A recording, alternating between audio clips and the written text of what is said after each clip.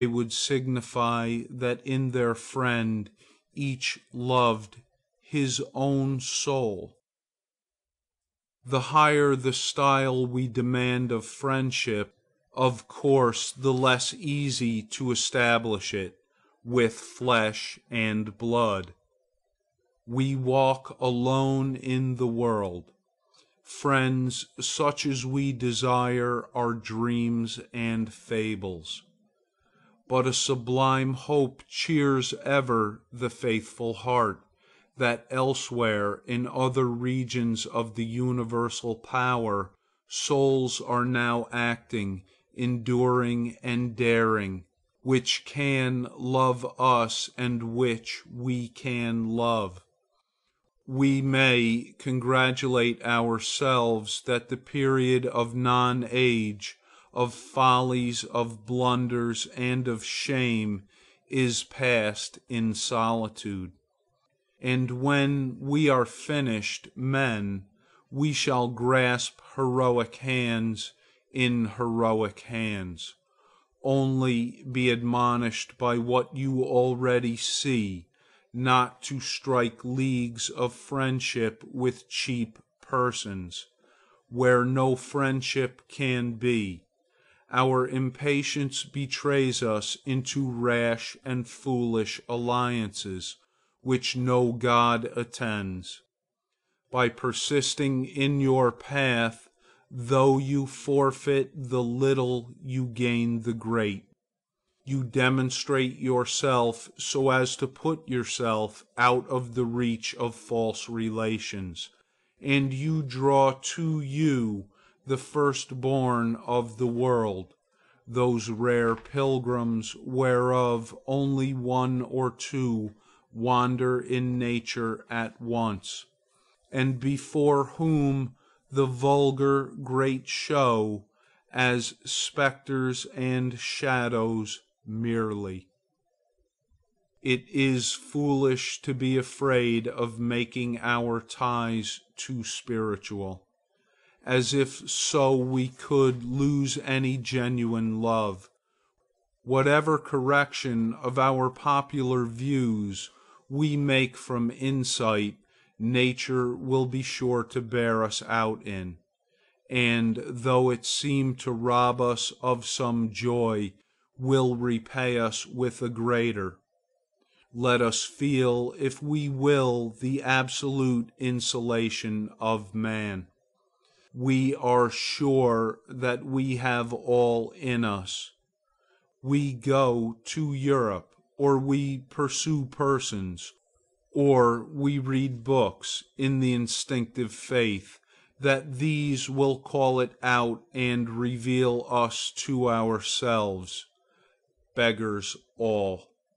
The persons are such as we, the Europe an old faded garment of dead persons, the books their ghosts. Let us drop this idolatry. Let us give over this mendicancy. Let us even bid our dearest friends farewell, and defy them, saying, "Who are you? Unhand me. I will be dependent no more." Ah, seest thou not, O brother, that thus we part only to meet again on a higher platform, and only be more each other's because we are more our own? A friend is Janus-faced. He looks to the past and to the future. He is the child of all foregoing hours, the prophet of those to come, and the harbinger of a greater friend. I do then with my friends as I do with my books. I would have them where I can find them, but I seldom use them. We must have society on our own terms, and admit or exclude it on the slightest cause. I cannot afford to speak much with my friend. If he is great, he makes me so great that I cannot descend to converse. In the great days, presentments hover before me in the firmament.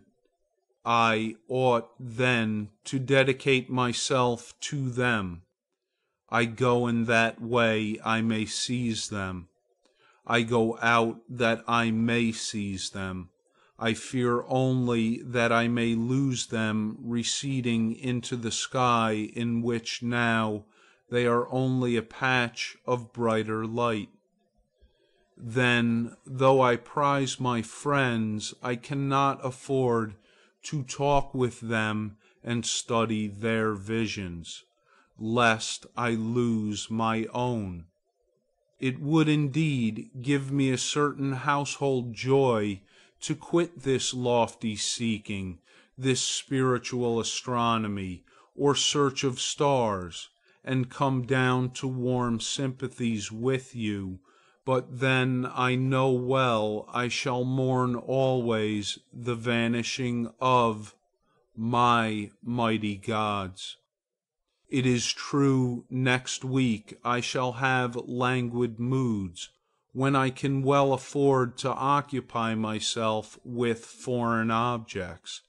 Then I shall regret the lost literature of your mind, and wish you were by my side again.